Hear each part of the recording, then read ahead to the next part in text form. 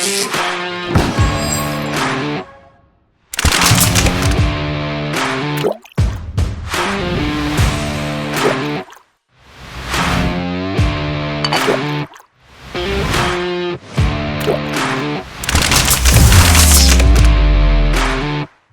going on, everybody? Welcome back to the Ultimate Fantasy Locker Room. It is another day, another week, and we are back. How you guys doing? Doing well. Lots of stuff on social medias, a lot of funny things that people were talking about. Anton, welcome to our show again.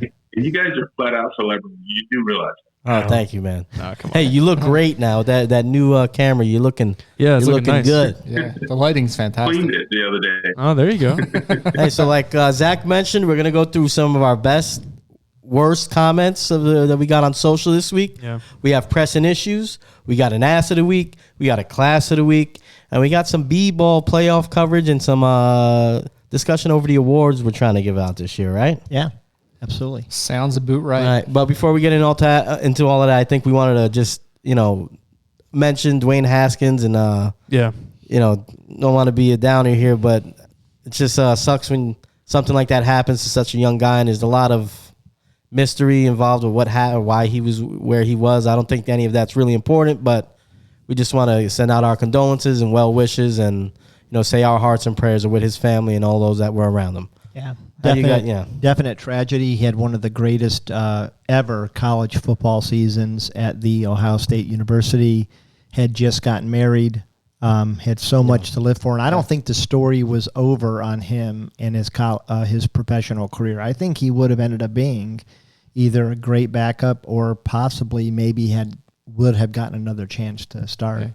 So. Fantastic athleticism, very professional guy. And again, I mean, the guy was outstanding in college. Yeah. Yeah, I heard there was good things coming out of Pittsburgh about him, is that he was kind of turning his stuff around there. So It sucks to hear that. But, moving from that, and let's press on to our comments. What do you got for us, Zach? Yeah, in a little bit of a lighthearted fashion. So I kind of go through and I see like what is maybe, supportive of us, what's not supportive of us, what's funny, what's just kind of flat out like incorrect. So I've picked a few. I'd say they're all pretty much good this time around. I have this username is not good. Username 152310076. It's a good one. Says, so this is back on a clip about us talking about throwback jerseys and which ones are the best ones. We had some good ones: Falcons, Eagles, Dolphins. And then he goes and comments, "Wow, bro, really said the Chiefs." Then they showed the pic and it literally looks no different than the current ones. Yeah, that's kind of what I thought too. Yeah. I thought when you said that on air, I was like, the Chiefs jerseys there.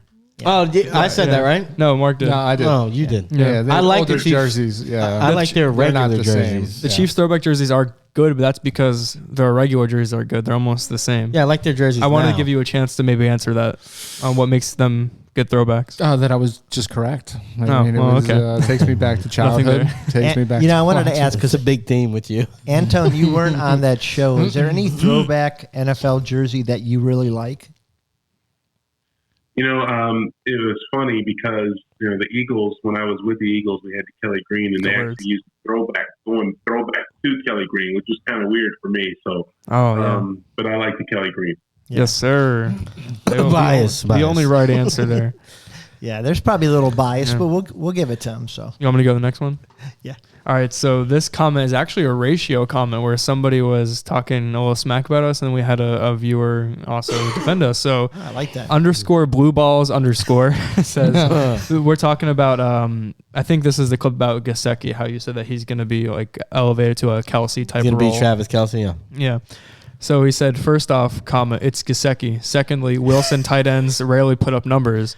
And then someone commented, Wilson is on the Broncos. So somebody was coming at Mark's neck like, Gesicki, Russell Wilson doesn't throw to tight ends. And what the hell? What was that guy? No, _blueballs_ was. That's what I'm saying, dude. People just trying to troll. People just blue balls, get your shit together, guy. He was upset that he was talking to a virtual TikTok star. 222,000 views and counting. Well, you sure got the face for it. And can we get blue balls on the show? I would love to get blue balls. I've had blue balls on the show before. Oh, nice. All right. So someone came to defend you there, Mark. I don't know where to go with that one. And then why would you have him on the show? I don't get it. Yeah, it's a long story. I'm not even going to try and process that one. It's a story for another show. Third comment is from Sack of Bricks. He was going about, this is actually another Mark. A lot of these are from Mark. Mark's polarizing. You are polarizing. Yeah. So you were talking about how Allen Robinson is hands down the best route runner in the league. I believe I did say top 3, but yes. No, I think you said hands down. Yeah, but then you doubled down. One of the best and top 3. I think you said one of the best hands down route runners. And in the league. I stand by that. Okay. So Sacker Brick says, man, I don't know about that one. I don't think A-Rob is even a top 5 route runner, maybe not even top 10. So I figured. Yeah, well, there's people that don't understand their football. I'd like to hear that. We're trying to educate that would be good. The masses on this. Maybe I can see, Sacker Bricks, if this goes on TikTok, maybe comment with your top 5 or top 10. Yeah. Yes. Yeah. And then last little comment is another little supportive one. I think I've, made an ally on TikTok because this guy has commented on a few of mine. This specific comment is from when I was talking about Devontae Adams being the best wide receiver acquisition over the offseason and potentially making the Raiders like a dark horse Super Bowl team. He said Z with another W, another dub for Z. So thank you, FCG. You really went out on a limb there with Devontae Adams. Well, but it was on a few other ones too. I think maybe my NFC prediction or something. So. I got someone out there. That's nice. That was your last comment? Yeah, save the best for last. Yeah. So can I complain about another comment that was mentioned on a previous show? Of course. Sure, you paid for everything here. And it was Mark who was making fun of my head. These two went on a rant about how I never wore hats and my head was... So it was all true. Yeah, so I brought some hats today, and so we're gonna try. Try on some hats. So you gentlemen take your pick. Thank you. For giving me I got a hat that we're gonna put on and see how I look. Okay. No dandruff here, right, boys? Oh shit, dude! Instantly, you look like an outlaw. You look like an Old West outlaw immediately. I get the last pick here. Yeah, it looks like it. I'm putting my hat on top of my headphones. Yeah, well, I see. This is why. So, Antone, how do I look with a hat on my? Because I was making my contention was you picked the biggest hat. I don't have a good. You head. had to. I don't have a good head for a hat. That's like the hat they give you, like the kids in the play in high school, like the prop hat. That's what that. I do feel like awesome, man. I do feel like a kid in drama. Dude, no joke. You just need a trench coat. Mark looks a little bit like a uncircumcised penis. You've honestly, and I'm going to give you a compliment. You've never looked cooler. Damn. With the beard and that hat going on, you look like you should be robbing trains in the Midwest in the 1940s. You do look like an outlaw. You do, man. Yeah. But in the politest way possible. I look okay. You got the nose for that hat. Phil looks like he should be tugging on a cigar somewhere in Cuba. Just spit all over my knee. That's disgusting.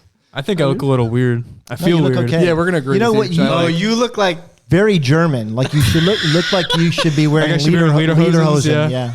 Is are wood clogs also that or no? It's Dutch, I thought. Yes. You look like a marionette. Like a puppet. Yeah. Antone, who do you think looks the best with their hat on? Be honest. Rocky definitely tried these on at home and is now asking. I gotta be honest, Rocky. I can't quite see yours, but right now Phil's in the lead, man. Thank you, sir. Okay, so I'm going to turn around so you can see me. Oh. Is that a good one? one? You look like you should be playing guitar somewhere, man. You look like you should be doing something with that. So I actually tried these on with my wife. And when she stopped laughing... It's interesting. Yeah, when she stopped laughing... Out of respect for Trish, I'm not going to make a joke. This is the one she liked the least. I had so many in my head. This is the one she liked the least. And that's the one you put on. She liked that one the best. But she didn't really like any of them. Well, I have two comments here. First off, you bring us all in fedoras and you get the cool hat. And then secondly, why do you own so many fedoras? Where did that hat go? I got them just for the gag. Well, that's what it's like to have money, boys. That's true. I have a friend that wears these hats unironically. I bought them just for fun. I bought them for a joke. Meanwhile, my kids are eating pork and beans out of cans. I mean, nothing wrong with pork and beans. Using the lid for a spoon. Yep. Yes. I'm keeping mine on, man. Yeah, I'm going for it. Good. Yeah. I like that. So with the headphones. I'm going to replace my Browns with. All right. Well, that was fun. Hey, you guys keep commenting. I mean, you got to keep commenting. As long as Mark keeps giving these crazy takes, I know you're going to. We appreciate it. Keep doing that. But let's move on to our first section of the show, Pressing Issues. Pressing issues. What's the issue? If there's issues, we're gonna press them. Yeah, come on now. Hey, baby, ready. All right, so what do we got today, huh? We got new coaches, new teams. Who do we think is going to have the biggest impact or difference in win percentage is, I guess, more specific to what we're talking about. I think we all have different ideas about this. There was a lot of movement this year, so let's start with Rocky. Okay. So to me, I don't think, I'm afraid I'm going to take Antone. So I'm going to leave this one for Antone because I think I know where he's going to go. And I'm going to go with... Not fair. I'm going to go with Lovie Smith. Interesting. Here's why. I like Davis Mills as a quarterback. I like Lovie Smith as a defensive mind. I don't think the Texans can be worse. Okay. And I think that they're going to be better. Like, I don't think they're going to be great, but I think that more than 4 wins. Yeah, I think they might get 7 or 8 wins. And I don't think expectations are going to be high. So Lovey's going to have a bit of a leash there. Right. And I got blasted on TikTok a little bit for that take quite a few weeks back, but Lovie Smith is super underrated and undervalued as a defensive minded coach. That's true. So what do you think specifically that he's going to bring to that team that will change things? First of all, I think Deshaun being out of the building is going to take a lot of distractions out. Yes. I think that the fact that they've got a ton of picks is going to bring a lot of talent.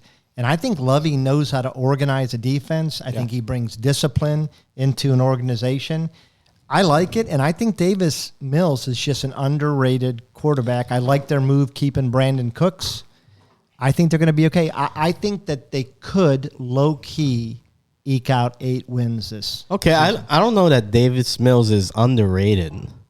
He's only been, it's 1 year, so I think he's probably properly rated. He played well. I don't think everybody realizes that. Well, there was no hype train on him, I think is what Rocky's going for there. Davis was an under the radar draft selection. That's true. No one was really, like Davis Mills wasn't in the discussion for who's going to be the top 3 quarterbacks off the board. Well, and I think if you look at rookie quarterbacks and look at their last 9 games, he performed a lot better than people realize. That's fair. Yeah. So, all right. So what do you think, Mark? Who do you got? I'm going to be a homer here. I like the Eberflus. Surprising. Interesting. I love that. I love that hire. Now, real quick, did you love him from the outset, or did you have to talk yourself into it? So I had to think about it. Over a bottle bourbon. Have a bottle. I had to think about it a little bit, and then really realize that it's not necessarily all on Eberflus here. So what I like is that I like how they kind of cleared house. And by bringing him in, you're not going to have somebody like Nagy who's overseeing all operations and really hindering that offense, right? Nagy was a very conservative play caller. So what does Eberflus do? He goes out, he brings in a coaching staff. He brings in Luke Getsy from Green Bay. Now, he was the quarterback's coach in Green Bay, and we all know Aaron Rodgers is a tremendous quarterback, despite all my chagrin towards him. He's a fantastic quarterback. Luke Getsy himself was a quarterback 2 seasons in Pittsburgh before transferring to Akron. Took Akron to their first championship win in their conference and also their very first bowl game, the Motor City Bowl. So Getsy has some knowledge as a quarterback himself dealing with now second-year quarterback Justin Fields. And I love the Eberflus hire, not necessarily because of him, but because of the rest of the staff that comes around, and that I don't think he's going to hold Getsy back from a lot of his play calling. I think Getsy may incorporate a Green Bay style offense with these younger wide receivers. Love it or hate it, but Mooney's going to be their number one, and Mooney can run, man. Mooney can fly, Mooney can catch. Mooney's going to have a great season. If they can bring in a solid number 2, Byron Pringle, I think, will have a place in this offense, but they need a solid number 2 in the draft, and then they have a young tight end. So I think this is a great hire for this coaching staff, and I really, honestly, I think this is going to have a huge impact. Chicago's not going to have the stigma of being, small class, close to the line of scrimmage ball. All right, anymore. so that was very biased, and you definitely got into a whole breakdown for the Bears 2022 season. Here's where we hear so much about Cleveland, so you draft Justin Fields and then you take away what he's good at, and I do think that they're going to let him be Justin a little bit. Yeah, that's fair. Yeah, the Bears went 6-11, so I can see them getting more wins, especially with a weaker division. Yeah. I can honestly segue into mine if we want. Yeah, go ahead. Go for it. So I'm going to stay in that division. I'm going to say that Kevin O'Connell, the new head coach of the Vikings, elevates them to not only more wins, but I make them a playoff team. I make them winning that division. Yeah, you called that. Yeah, simply because that offense is going to look entirely different, and it could be a top 5 offense when healthy. Dalvin Cook, Justin Jefferson, Adam Thielen. You have all the pieces there, especially Kevin O'Connell coming from the Rams' winning culture and organization. They bring in the defensive coordinator that's been with the Broncos forever. Those were the Vic Fangio years with Broncos, but he has a lot of credit to that as well. I just think it's brighter days for the Vikings, that it's just going to look different from what we've seen in the past. Yeah. All right, so I guess I'll pitch it to Tone and I'll close it out. Tone, who do you got? I think I know who you got, but let's hear it. I don't know how you guys will pick this. I mean, I'm going with McDaniels. And I'll tell you why. I mean, I feel like McDaniels has been kind of just waiting and waiting and waiting. I feel like for years, waiting to pick the head job he wanted. I mean, we've all known he's been in a system, a winning system for a very long time. And I feel like him going to the Raiders, it's just really, really going to be a good match. I mean, if you look at how the Raiders finished last year, they didn't just fall on their face, which tells me they have a good base. So he's not going to be starting from scratch. He's been in a winning system. He knows what it looks like. I think McDaniels is going to be the most impactful coach going into this season. Yeah, I actually thought he was going to pick somebody else. You're talking about Josh McDaniels, right? Correct. Okay. Yeah. I mean, his success is going to be tied directly to bringing Devontae Adams into town too. I mean, it's what a hell of an entrance to come in, and then you go out and get Derek Carr, his old college buddy, who's the best wide receiver in the NFL to boot. Well, weren't you saying that Hunter Renfrow was voted the most underrated? By the NFL players, he was voted the most underrated player. I mean, that says everything I need to know about him as a player, because when you got other players that are saying you are the man.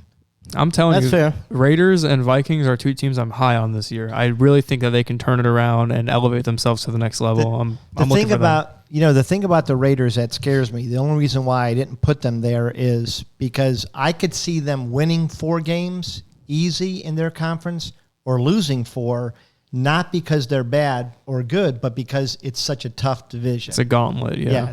That's the only reason why it scares me. I think it's possible, and there is a mathematical chance that 4 teams out of their division can go to the playoffs. There's also a chance they beat the heck out of each other. That's what happened with the NFC West last year.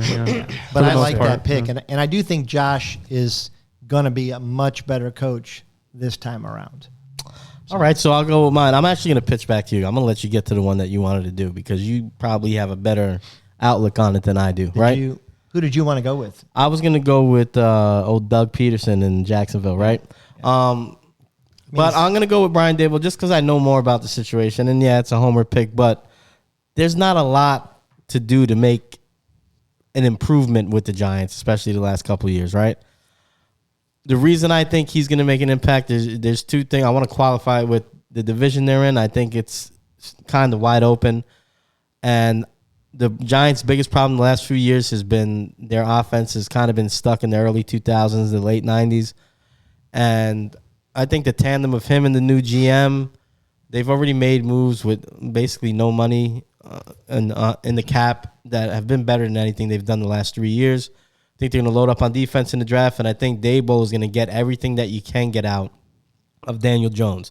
And Daniel Jones is not Josh Allen, but there was a market change with Josh Allen being coached by Brian Daboll, and I think he will utilize him running the ball and make him as good as he can be, and I think he can be good. And they have the weapons around them to make it click, and in the weak division, I think there will be a jump. I don't know how many wins they get, but I think they will be in contention for the division at the end of the year. I think them and the Eagles will probably be the best 2 teams, and I think the Commanders will be right there with them. I think the Cowboys are going to be hurt, so I think they'll contend for the division because Daboll's just coming from that system and being able to kind of open up Barkley, open up Galladay, Tony, who we didn't get to see a lot of, but when we did was electric, right? So I go with Brian Daboll. You highlighted it there. This is the Daboll hire definitely puts all of the eggs now in the Daniel Jones basket. This is going to be Daniel Jones make it or break it because you have a guy coming in that did a wondrous job with Josh Allen. Daniel Jones is kind of like the poor man Josh Allen, right? He might not be as big, but he's got a decent arm and he's very athletic. He can run and he's accurate when he has time. He's surrounded by weapons. I mean, the offensive bones are there, but like you said, they've just been stuck in the past and not been able to really exploit defenses with the weapons that they have. It's been the O-line, and they've just before the draft, they've already signed 5 offensive linemen. Yeah, which is crazy. With no money. Yeah. But it's insane when you go out and you're like, all right, well, we have to sign all 5 of our offensive linemen too. Yeah. So hopefully they are able to give Daniel Jones some time, because I think with those weapons, Galladay, Toney, I think Ingram's gone, but you have Barkley, and who I don't know who's going to be the third receiver there, whether it's Shep or whether it's Shep is going to be the third receiver. Shep's going to be there, right? He restructured. I mean, that's a fantastic third receiver to have too. I mean, the door's open there, and if this Daboll hire pans out, the Giants can make some noise in that division. Yeah, I mean, as much as it pisses me off, I think the Brian Daboll hire was good. For the longest time, like, yes, they bring in the stooge from Dallas to run offense. Garrett, Yes, they bring in Pat Shurmur.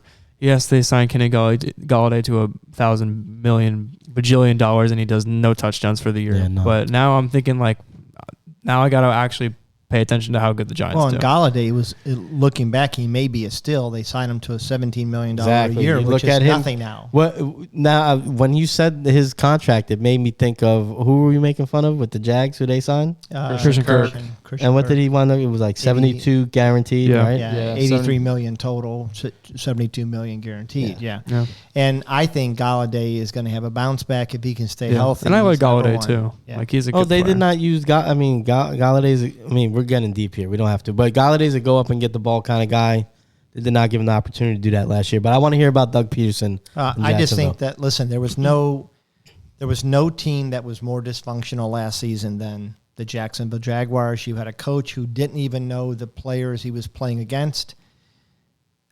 I mean, a betting person says they're going to get at least 3 or 4 wins, so they're going to definitely increase their win total by, 125, 150%. Where was that guy from? What was his coaching resume? Where was he at? Well, I mean, he won a national championship at The Ohio State University, so he's a good college coach. He just isn't a good pro coach, but backfired there, Mark. Yeah, backfired. I mean, so I mean, your team is Rutgers, so I don't think you can talk about it. So I think that's more Phil's team. Yeah. Why is that my team? I thought Antone was going to be talking about Urban, Kicking players and all that. So, well, from the most, I'm gonna let Sleeping Dogs lie, man. Yeah, he's shown who he is. That's fair. He did. All right, so from the most dysfunctional, let's go to the most hated. A list was put out. Was that by Bleacher Report or ESPN, Rocky? I don't think either. Yeah, I think it was Jukes. Bleacher Report. Jukes. All right, shout out to Jukes. But most hated fan bases. I don't know where they pulled this information from, but nonetheless, we'll talk about it because I agree with their number one, and that's the Dallas Cowboys. Well, that's everybody's most hated fan. Yeah, they stink. So we were looking at this in the chat, and we were talking about there's a few on here that I don't really get, right? And I don't want to point them out right away, but I wanted to get you guys. So let's do this first because it's more interesting to do it this way. Who are the teams on here that you expected to be here? Yeah. Okay. And who's your top 3 from this list most hated for you? Hey, can we start first? Because Antone, having played. I agree. Yeah, I want to hear. Okay, that's fine. Antone, who of these surprised you? And the fan bases, right? Yeah. This is fan bases. So who of these surprised you, and maybe who would be your top 3? Yeah, so the one that surprises me the most is the Cleveland Browns, because I see that fan base as a passionate fan base, good people, a caring fan base. I don't see them. I mean, maybe I just haven't been to enough games, but I don't see them as a. I mean, look, you typically hate the winners, and the Browns. That's what I needed. I'm being honest. Yeah, I mean, think about it. I mean, we hate Dallas because a lot of times they win and they talk trash like they win all Not so much. But if I'm giving you a top 3, my top 3 would have been Dallas, and then it would have been the Patriots, and then it would have been the Giants. And in that particular order, absolutely. And, I appreciate that. Yeah. Are you able to answer who did you enjoy playing for more, Philly or Atlanta? Or that can be unanswered. Oh my God, we're gonna jerk off. Yeah, that's a tough one. Both of them had their pluses and minuses. I love the fans in Philly. They're tough on you. You're gonna know. You mess up, you're gonna know it. But they love you too. In Atlanta, it was totally different. You know, we go to a game and the fan base from the visiting team without show our home base, but that's just the nature of that city. But I love working for the organization, so I actually really like them both. Okay. Yeah. I mean, if it was like most pitied fan bases, I could see Cleveland being number one. All right, so before we go to who surprised you, but let me hear who do you agree with? And, well, give me your top three that from this list. Yeah, you. Yeah. So I agree with the Cowboys. I understand. Are they your Eagles. number one? I'm saying your top Cowboys okay. Number one. I understand the Eagles. Go Birds. And I understand the Patriots. After that, I was surprised at the rest. Mm-hmm. So who's your top three, Rocky? You mean top three worst? That you hate, yeah. Top three, yeah. Fan base. Your most it's not hated the fan team. bases. Not the team. Fans. Not the team, the fan bases. That I hate. Yes, Rocky. Cowboys, Eagles. That's totally fine. Patriots. It's honestly a compliment. Fan bases?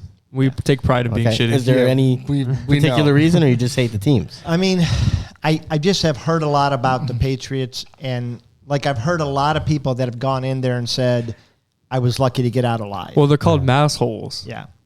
Case in point. Yeah. All right, so what about you? Fan bases. I mean, I almost want to put my own in there, but you hate them, huh? All right, let me. Well, no, not me, but I mean, like I get why they're there. That I want yours me. though. Okay, I'll go Cowboys. I'm gonna go Giants. I'm gonna go. It's tied for Patriots and Packers for me. Packers only because, oh, look at me, I get 12 wins every year. Oh, look at me, I have Aaron Rodgers. But they're starting to become kind of jokes as far as look at all my cheese. Executive decisions go. I don't know. They kind of just like think they're the like crop of the league, but really, what have you shown for it in the last 20 years? You're right. So right. Lots of wins, but no championships. Yeah. It's just like the direction of their front office doesn't make sense to me because like we'd rather sustain quote unquote success and be quote unquote relevant, but as a fan that probably blows. But you don't show that as a fan. Those Packers fans are like, we win games. Like, no, you fucking don't. You don't win the good ones. Yeah. I think that's almost more annoying to win, to be consistently really good and not win the big one. Yeah. You like the big one. I'm sorry, Rocky. So, all right, I'll give mine, okay?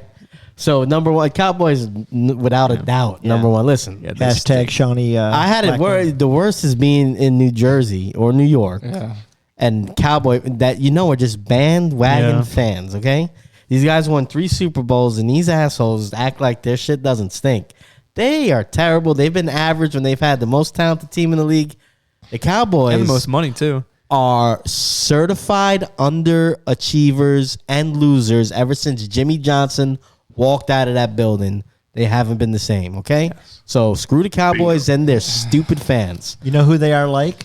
The Florida Gators in college who've won a couple championships and are just always talking crap. Yeah. They're the football. They're from Florida. They're the football Yankees. Jort wearing just hey, I wear jorts, but my jorts are cool. All right. So now, what you said, you didn't get I didn't get the Bears. Steelers, I get because the Steelers are basically. Yeah. Who's your top 3 though? I'm going through it, but I just wanted to highlight because he said he didn't get the rest of them. The Steelers, I get.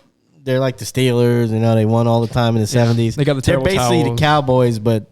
Like not as flashy, you know what I mean? Yeah, the geriatric Cowboys. Yeah, screw them. And the Patriots I get because they win. Kansas City because they win, and people I think are tired of Mahomes and all that jazz.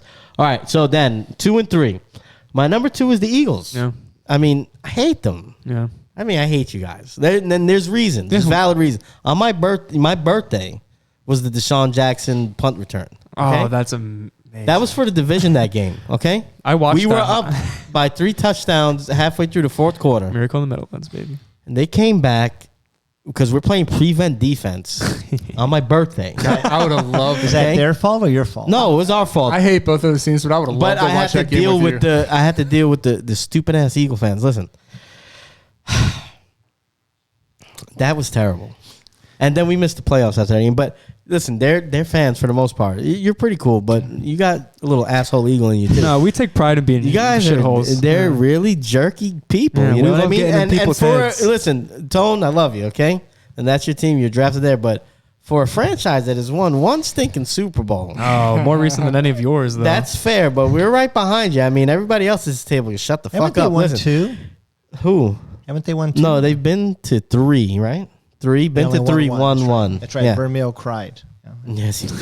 and McNabb puked. And then they had Mark Wahlberg come out for tryouts. So listen, he actually made the team. Believe that? So I hate them. And listen, I love Rocky, hate the Eagles fans. Number 3, and this is kind of a surprise probably, but the Jets. Well, I'm on your list twice. Listen, the Jets. Well, I mean, you share a stadium with them. That's not the it's an inferiority complex that they have. Whenever the Jets are doing good, they feel like they have to take shots at the Giants. Like they did when Rex Ryan was there, and then we knocked them out of the playoffs. You remember that? You got to remember that. But it's the inferiority complex thing. They just always, they can never it's like the Mets. They can never just do good and be good on their own. They have to, it's like they want to get back at the Yankees or the Giants. I don't understand it. Just be you, man. Be you. You got Joe Namath. So do you think the Giants are more popular within the city than the Jets? Yeah. Wait, not even close. Not even close. So since we already broke the cherry on the cursing, pop the cherry is what they say. On the cursing on broke the show, the cherry. I'm going to. Oh my gosh! I have a definitive barometer for at least my top 2 most hated fan bases, right? And this is because, and Mom, earmuffs, I'm going based on how many times I was called a cocksucker throughout the entirety of watching a game in their stadium. Well, we're not monetized now. Number 1 is Philadelphia, right? I go there. It's Tara and I, right? Tara's rocking her Eagles jersey. I'm rocking a Bears jersey. It's a Monday night game. Wait, Tara's an Eagles fan? She is. Don't get me, Well, they're from South Jersey. don't get me started. He's supposed to be an Eagles fan. Don't get me started. I mean, he looks like the eagle on the helmet. First off, right? We go into the stadium. She's wearing an Eagles jersey. I'm wearing my Walter Payton jersey, right? Arguably one of the greatest running backs of all time, if not the greatest. Right? You can't disrespect him. Yeah, you can, though. You can if you're an Eagles fan, right? Why you wearing that jersey, cocksucker? Every other goddamn word was seasucker out of those mouths. And we sat up in the nosebleeds because, again, it was a Monday night game. We scored tickets kind of late. I swear to God, man, I had to fend off these words left and right. And it's not like I was there with a bunch of my boys and we were talking like Chicago shit. Yeah. It was my wife and I. And she was wearing the home jersey. Did Tara say anything about it? Did she call you? Don't want to sit up there, man. You do not want to sit up there. No, you don't. You really do like not. Sharks are swimming up there. I got to give it to Mark. If Mark was bothered by people cursing, it had to be bad. Oh, dude, it had to be bad. Yeah. Secondly are the Giants, because again, the Giants they're a little hostile when you wear different colors into their stadium. Not nearly as bad as Philly. Philly is just far and away. If you're gonna do something, you might as well do it the best you can. I mean, they bring batteries to games for crying out loud for whatever reason. We put them in socks. They go farther. And then thirdly, I hate the Patriots fan base, man. Just because. So they had all these years of success, I don't mind them at all. Coming out of nowhere, right? Which good on them. But the second Tom Brady leaves, they're all like, "Fuck Tom Brady. We could have done it without him." And you're like, "No, man. No, you couldn't have. You could not have been as successful without Tom Brady." "Oh, you don't like Tom Brady. He's a traitor." The dude brought you how many Super Bowls to your town? That's Bill Belichick. Bill Belichick. You know, I can see why they call them assholes. So there's that. That's number 3 for me. Yeah, and they put bumper stickers on their car that say "massholes." Like it's so, like, as an Eagles fan, like, it's prideful to be like good at what you do, as in being bad to other people. But like when you put bumper stickers in your car, it's like kind of cliche. Like, you kind of think of why didn't we think of that first? No, not at all. So Tone, as far as like playing in away stadiums, who was the worst fans you dealt with? I would still have to say Dallas. Yeah. And that's partly because we lost every time we went down there too. I want so badly. I want to stop referring them as America's team. They haven't been America's team in like 3 times the amount of time I've been alive for. Well, they made themselves America's team. Yeah, because they paid for all the, what was it, NBC. They paid NBC. Yeah, but they still get like, I just want to be done with that era. Like, I want their deal to run out with like getting primetime games. It's never going to happen. I know, but I can dream. Well, all right. That was an interesting talk about who's the worst and most hated fan base in the NFL. You guys have anything else to add? No, I think that's about accurate. You guys looking forward to the draft coming up here soon? Yeah, more or less, yeah. I think we're gonna try to live stream it again, right? Yeah. I'm caught up in a loop, so yeah. What are you doing?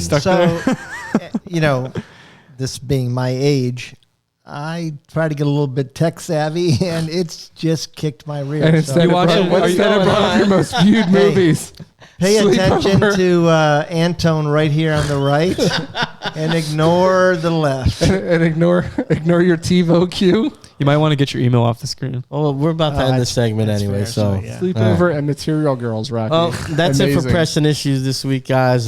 Tone, There it is. we thank you for joining us. thank we you. really appreciate it, man, and you look great. No problem, man. Yeah, and No problem. Antone's, Always good to see you guys. Antone's down 70 pounds. Yeah, dude, he's Look at looking that. great. You're down man. how many pounds? I am down now. Working on it, man. 53. Slowly but surely. Damn. Yeah, Phil's 53 and I'm 38. So we're trying to kick some. I mean, I think we've lost. We've lost Harry Styles. We have lost Harry Styles. I remember watching that. Yeah.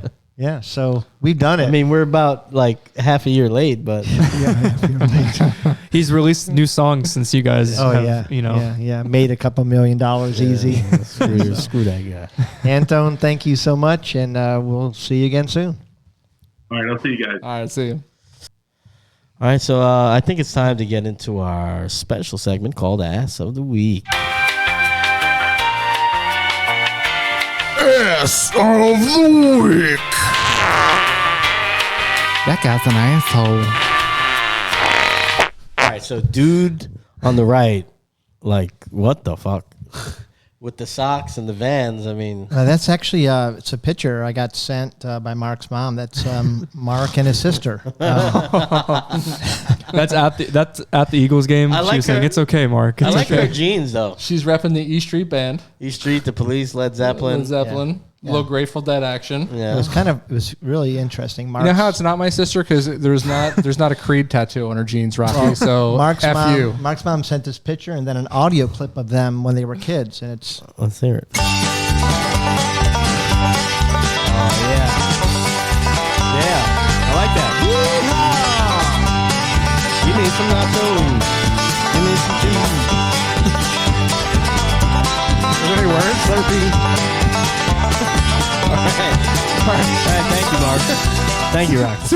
If you listen close, you can hear the banging of their feet on the floor. That's another long drop by Rocky there. Holy shit. I couldn't break it off. We could have done an entire hoedown. All you have to do is hit the button again. No, but I didn't want to. What I did is I get it. I didn't want to break it. You off. liked it. Such a good drop. Yeah, that's good. So who's our ass of the week? Thank you, Miss Mullen. Do you remember, Rocky? Because you told us who it was, and then you told Yeah. us somebody else and forgot who you said the first time. I did. So And you circled back.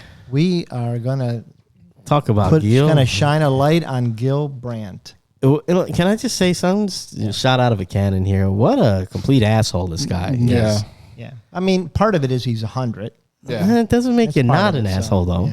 Yeah. He's just an old one. So this is what he said about Dwayne Haskins, and we talked earlier about how the tragedy about Dwayne's death. Just a young man losing his life, right? I mean, What is Gil Brandt's connection to Dwayne Haskins even? He Just the studied him. fact that he thinks he knows about him? He was a scout for him, apparently. Was he that? Yeah, he was a scout for the. I mean, he's somehow related to the Cowboys at some point, but I don't know if he's still related to the Cowboys. he's or if involved just- with the NFL. Yeah. I think he. I don't want to misquote anything here, but He was a I'm pretty Cowboy sure scout. he's involved with one of the committees for the NFL. I mean, the family is obviously immediately grieving. His and young wife is grieving. This is what this asshole puts out here. Why? Because he's 100 and he knows he's not going to have to stick around long enough to hear the ramifications of his words. That's ridiculous. This is a terrible thing too.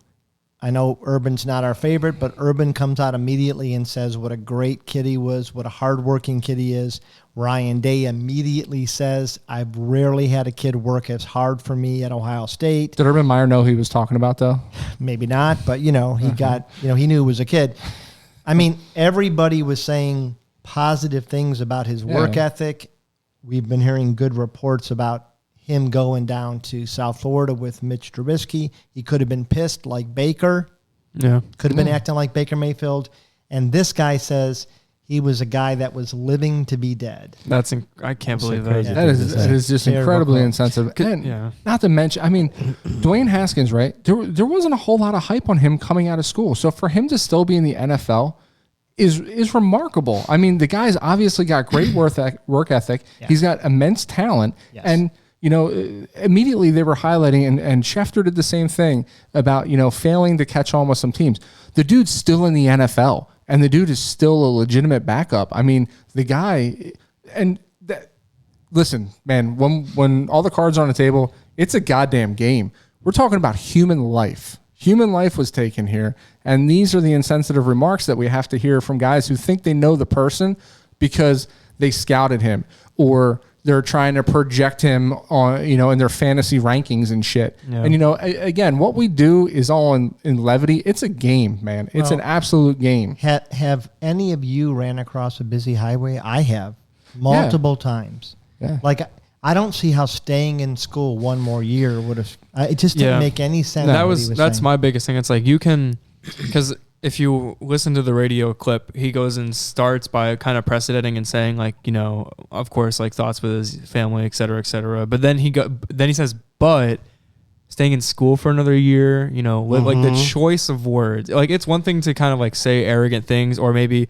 pull an Adam Schefter and not really think about what you're saying, but it's a different thing to say exactly what he said. Yeah, kind of double down a little bit. And of course, like it follows with an apology tweet, but that doesn't make it any better. Yeah, 100% agree. 100% agree. So, and I mean, shame on his PR people for letting that even get past them too. I mean, who in their right mind? I mean, unless it's one of those things where he's just this old demented fool that's like, oh, I got to control my phone for 5 minutes, and he tweets this shit out. I mean, just ridiculous. Well, the guy deserves to be bashed, man. I don't care. Yeah. You're gonna go and you're gonna talk that poorly about innocent life taken. Yeah. I mean, you deserve to get bashed. I will say this. 20 years ago, he would be saying this to his wife on his back porch, and nobody would have known it. Yeah. And he wouldn't have apologized or precedented. He would have just said what he thought. This is the negative thing about our culture today is that Vic Caruca couldn't wait to get a guy like him on his show. Get some content. Because he knew that a guy like him was going to be controversial and say something stupid. And so I do hate that because he is legitimately 80-something, maybe almost 90. And I think he knew what he was going to get. And so I do feel bad for that's that. Fair, but you're still kind of making an excuse for it. I think agree, right 100%. now he's exploiting Vic Caruca for knowing what he was going to get and knowing that he was going to come on and say some shit. Yeah. No, I like agree not with defending Gil Brandt. Now he's also damning Vic Caruca for bringing him on, which I 100% agree with. Tired of. What he said was 100% wrong. But I am tired of people that set up people to be 100% wrong. But listen, Gil Brandt his official position is a voice for the NFL. So it's not out of the realm of possibility that you would invite him on your show to speak on an NFL player tragically dying, right? Yeah. Gil Brandt in his position, he's been as old as he is. He's been around the NFL for a long time, done a lot of interviews, done a lot of media. He's an official voice for the NFL. Not anymore. He has to know better. But it wasn't a live show, right? That doesn't mean anything. I mean, no. Yeah. It was wrong what he said, but what I mean is like in the 40s and the 50s and the 60s and the 70s, he says that, it gets buried, they stop it, they say, hey, you can't say that, stop. That's fair, but I mean... Nowadays, our culture is, he shouldn't have said it, but Vic wants him to say it. Should he almost... He wants that press. He wants this to go. Should he almost be punished though for that on a platform? I don't think Vic should be punished. No, he shouldn't. No, I'm not talking him. I'm talking Gil Brandt. I think he should probably lose his job instead of a slap on the wrist or Gil has to be punished for this. Yeah, I think he'll lose his job. Yeah, I think so too. It's easy for him to do though because he's so old. I think you put him out to pasture. You have to. So. You're gonna have to. Let's go to something more pleasant. I got to do this. You just blew my mind. Stay classy. I love this thing. So it's our class of the weekend. I'm gonna let Rocky fill us in because this was his pick. Yeah. Who is your newly discovered internet man? Mark, tell us. No, Mark doesn't know either. Yeah, no, I actually did know because my daughters like. It's really odd. They don't like Jake Paul, but they like him, and he actually is friends with Jake Paul. Yeah. So this is Mr. Beast. Is a genuine guy. Yeah, he is. And he seems like he's been doing this for years. He has some really cool stories. Mark, what he does is he always gives people things, gives people money, and just does some really cool things. One time he opened a fast food restaurant where he gave people food and money in the bag, and the cars were lined up 2-3 miles down the road. He's done Mark was there. So he's a philanthropist. Yeah, more or less, but he's a young guy. But this one kind of touched me a little bit because I just thought the story was pretty cool. He took his friend and he locked him or encouraged him to go into a prison.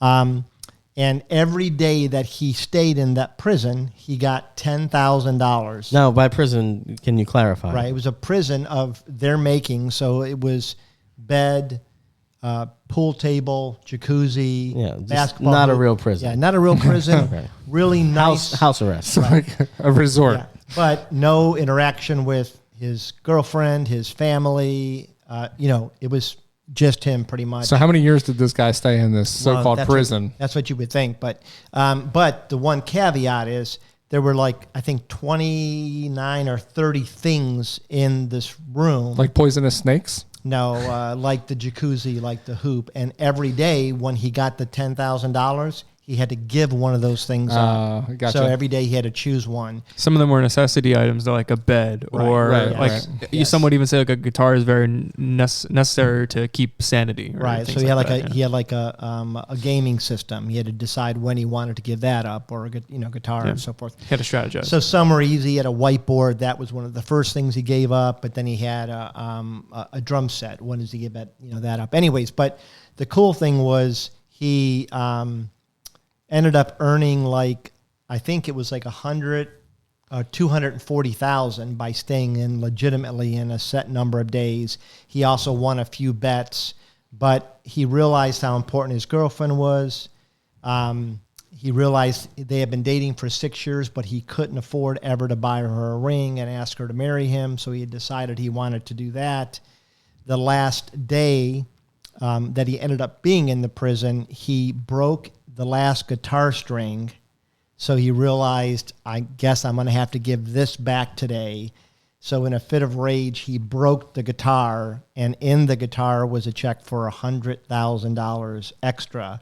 So he ended up collecting a total of $340,000. And this is a picture of him actually asking his girlfriend to marry him, which she accepted. And, they absolutely are starting their lives off pretty good. So I thought it was a good story. Nice high-rise pitch there. Well, it's the only one I could get, so. Listen, I need to get in touch with Mr. Beast there. He's done, lock me up. He's done some pretty amazing things. I was he does some cool stuff. He also does have Crohn's disease, and at one point I think it was pretty detrimental to his health. So some say that his life expectancy is shorter than most people with Crohn's disease. So how does he giving it away? How did he come up with his money? Is what I am wondering. I think another YouTuber, maybe it was PewDiePie actually. Somebody donated him like his first 100,000 or something like that, and then he just kind of grew it. Yeah. I mean, it's all from. And then he sells merchandise from YouTube. He's the definition of spending money to make money, because every one of his YouTube videos is last person to keep their hand on the car wins the car, or last person to keep their foot inside the pool. It's always stuff like that. He did a thing where he was an Uber driver for a day, and at the end of the ride, he gave the person the car. There was another one too where he bought, I think, everything from a Best Buy and then opened up his own store. It was called the $2 store, and he sold everything for $2. Wow, that's pretty cool actually. So. Yeah, it is really cool. 93 million followers. Hey, we love you, Mr. Beast. Yes. Mr. Beast, if you want to plug us like we plugged you. Yeah. Hey, man. It doesn't sound like this gentleman needs any plugging, though. I mean, lots of value here. Genuine. Let's stand behind the effort here, Mark. But I mean, you know what? We got to call it out for what it is, man. Genuine people in this world like that are hard to come by. I mean, that's fantastic that somebody is out there doing good with their money in a very philanthropic way. You got a lot of people that have gotten famous by being jackasses. Yeah. And he's at least getting famous by doing something good. I mean, you could argue Mark is getting pretty famous for being a jackass on TikTok as we speak. I think on that note, let's go to our next section.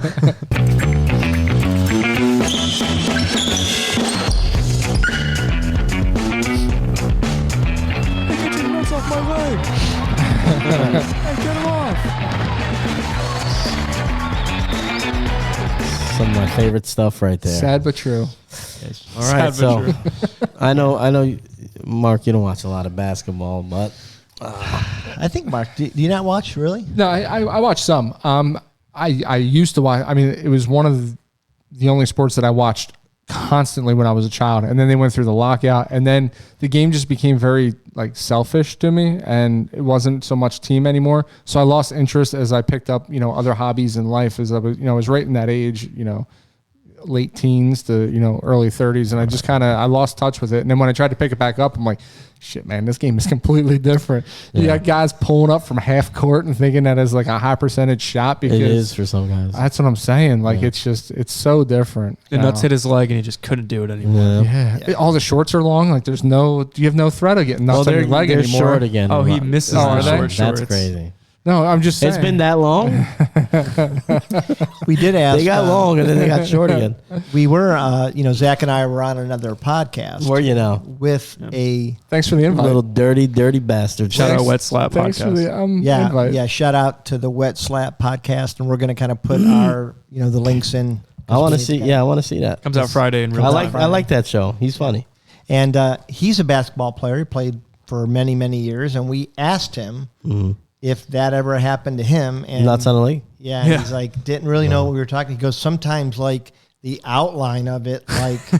but how did they? This is what I don't understand. But you didn't encourage it. No. And you didn't like it. I wasn't encouraging it either. He didn't remember it. It happened, dude. When you're posting up, period. Yeah. You were just posting up some guys with huge schlongs. Well, no, just think about the stance that they take when they're posting you up, right? They got their goddamn groin like on the side of your leg. But you're the only guy I've ever heard that said I felt the balls. No, what I'm saying is the remark was that it was more incentive to do better, because if you don't do better, then having to deal with that for the entire game sucks. Yeah, but you're still dealing with it though. Right, like it still happened. But if you win, you're just not as ashamed by it. Okay, so with that being said, well-rounded take. NBA playoffs are set to start. We got all our matchups set, but we wanted to talk about season awards. They're not announced yet, but I think we're going to focus on the MVP conversation because it's actually a pretty interesting one this season. It is. We got Jokic, who's one of the front runners who won last year. Embiid, who's had a great year, just won the scoring title. First center to do that in like 22 years, I think. Since Shaq. And then there was like David Robinson twice before that. I think it was 1999, 2000. Yeah. For Shaq.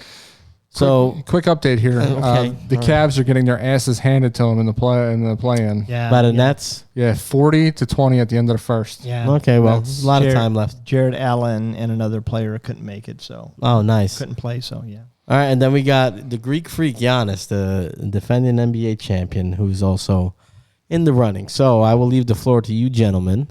Anybody that has an opinion or a strong one, go for it. Make your case.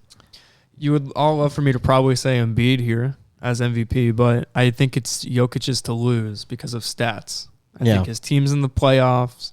He's done something that no other player has done. I think it's like 3,000 points, something like no one's ever done it before. Yeah, he created his own category. He did.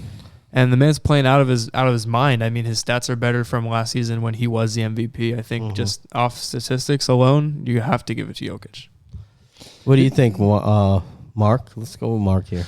I'm going to be a little biased because the only Philly team that I really do follow and like are the Sixers. I do like the Sixers.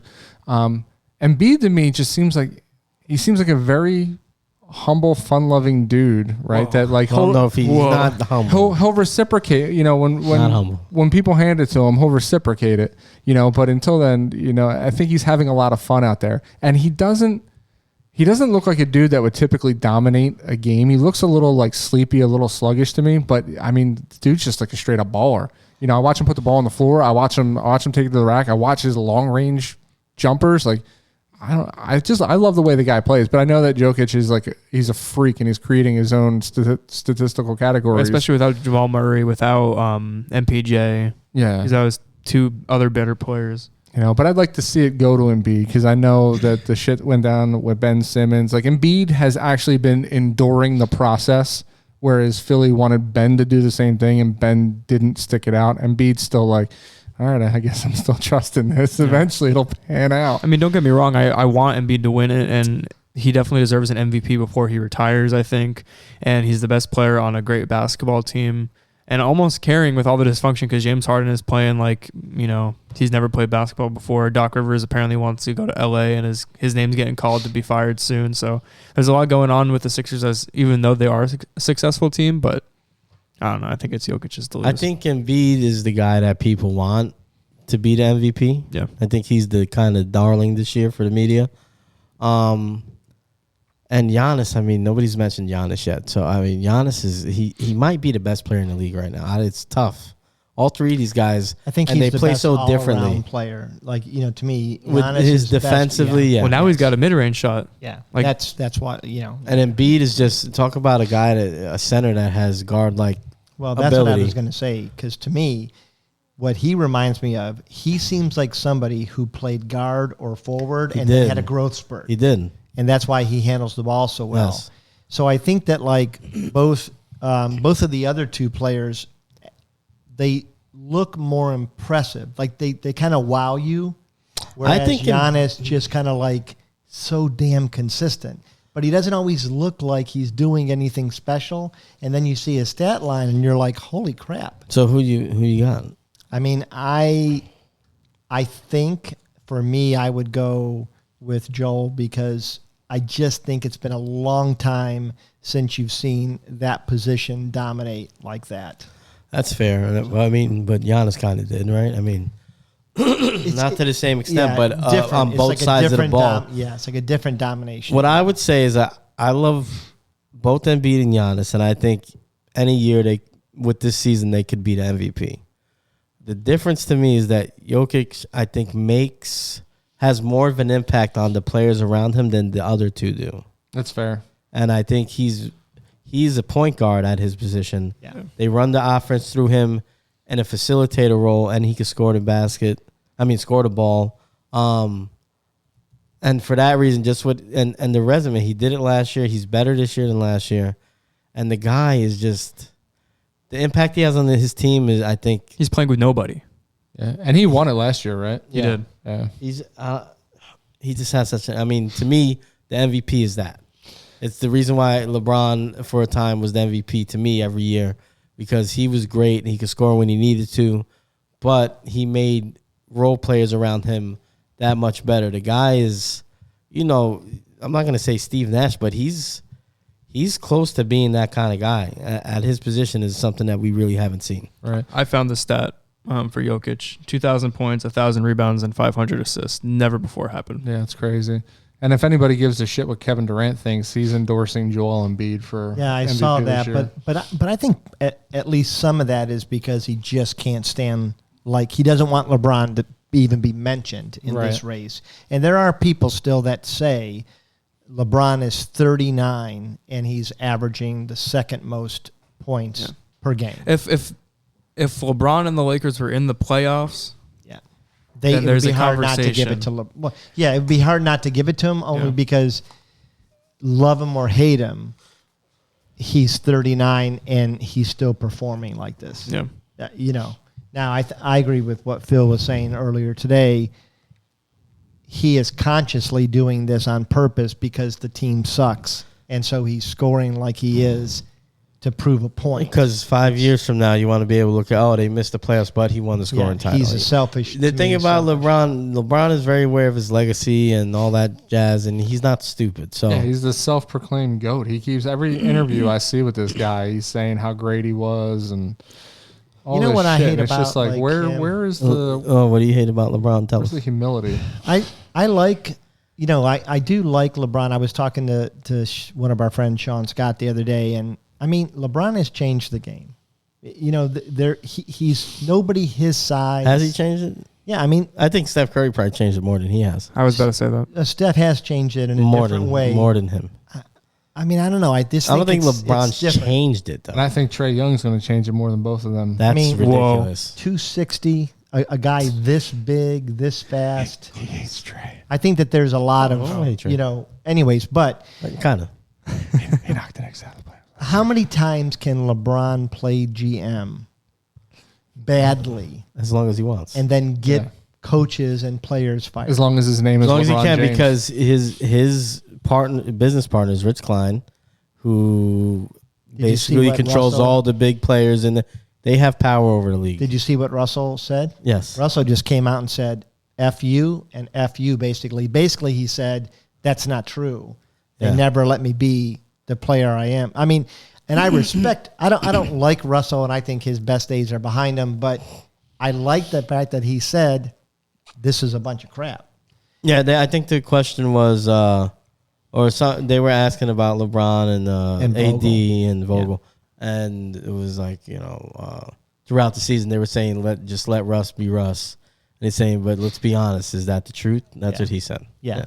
And I respect that, because I think a lot of players just kind of shut up and let LeBron be the GM. But, I don't know anyways. But I like it. To me, it would be Joel, but I get what you're saying about Joker. Yeah, 100%. Yeah. I got the Joker, man. I do. I feel like I do this like often, where I pick like what I think will actually happen, but I like Giannis. Incredible. Yeah. The fact that he's also not even interested in he reminds me a lot of like Kobe's work ethic. Like he's like dominant in his game. He truly wants to be the best player that there is. He wants to take his Milwaukee Bucks to the championship. He didn't want to go to the Heat or to, one of these teams where he could have easily won a championship. Like he is playing out of his mind, making free throws, has a jump shot. 3-point game is obviously not the best, but is respected to a degree. Like that guy's incredible. Well, and I respect him for staying with a smaller market team when he could have gone anywhere he wanted to. Yeah. And I do. I respect that, because it happens so rarely nowadays. Right. That it is something. What's funny is that if you see, there's a trend that's typically with the foreign players. They tend to, if you look at the history of the last 20 years of the league. Yeah. Dirk. The American-born players are the ones that usually want out, and more of the foreign players seem to. It's a cultural thing. Be happy where they are. Like you honor the people that brought you in and gave you a chance. Why these American players probably know that they can fish in a bigger pond. And that goes to a larger conversation about our nation and the way we're raising our children. Screw America. No. Right. Anyway, so that's our show. It was a good show. Maybe great, but good, definitely. We want to thank you for watching. Please follow us on all our socials. Like and subscribe on YouTube. Hit that notification bell. We're on TikTok, Facebook. What's the other one? Instagram, which nobody watches us on Instagram. We're on Instagram and Twitter. UFL Pod. Is it pod or podcast? Yeah. Podcast. Please like and follow. Thank you. We love you. Goodbye.